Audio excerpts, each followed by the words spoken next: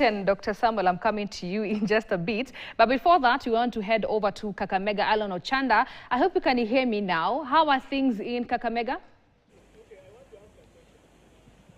Well, since morning it was quite calm here. You can see actually behind me, this is actually the Kisumu-Kakamega highway, which since morning there was very little activity, and you can see only 2 vehicles, quite countable, quite unusual of this particular area, because this is actually the busiest highway here.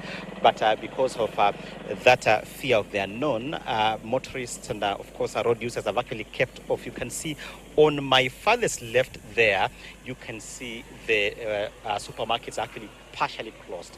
And so just to exercise caution, abundance of caution, because what befell them last week, where some shops were looted by criminals who infiltrated Gen Z demonstrations here, have actually sent jitters. And so business operators here, motorists, have actually taken caution and just ensured that they scale down operations. You can see just behind me, a while ago, like 20 to 30 minutes ago, there was a showdown where a group of youth were actually assembling behind this roundabout here, but they were dispersed by the security officers here. You can see the security operators, of course, there since 7:30 in the morning.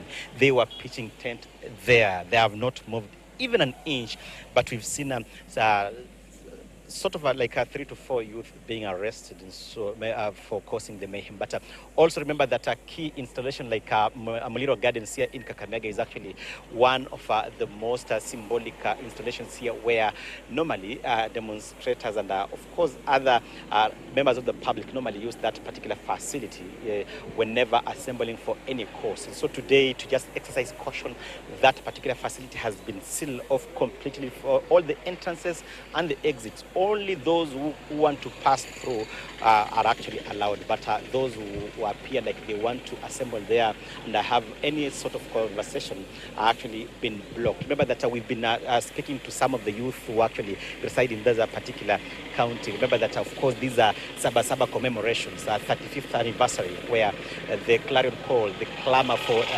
multi-party was actually successful. So it gave birth to more than 100 political parties, and you can see that to this particular day, political parties are being born. We also spoke to them if at all these Saba commemorations mean anything to them, and they are actually quite wary, seeing that there is actually that particular shrinking space in the political parties' democracy, where parties have actually not really observed that thin line of separation from, of course, parties in government, parties in opposition have actually not, there's been no clear separation between them.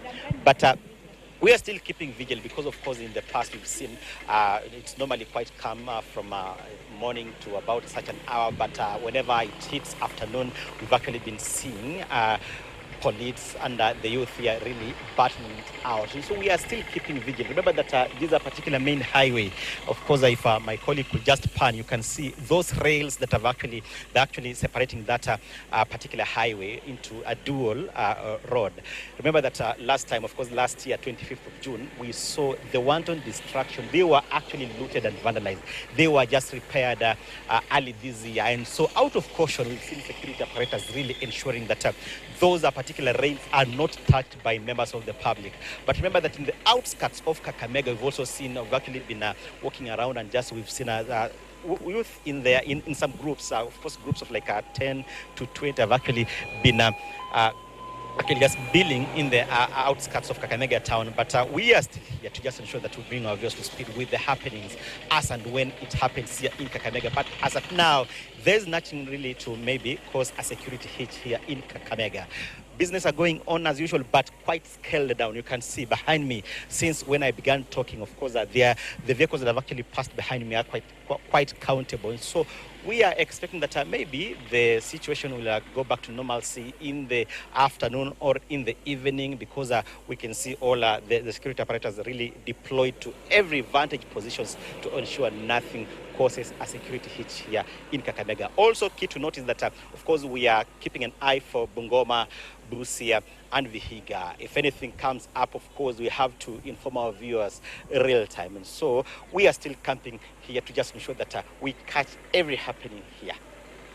Yes. All right, thank you.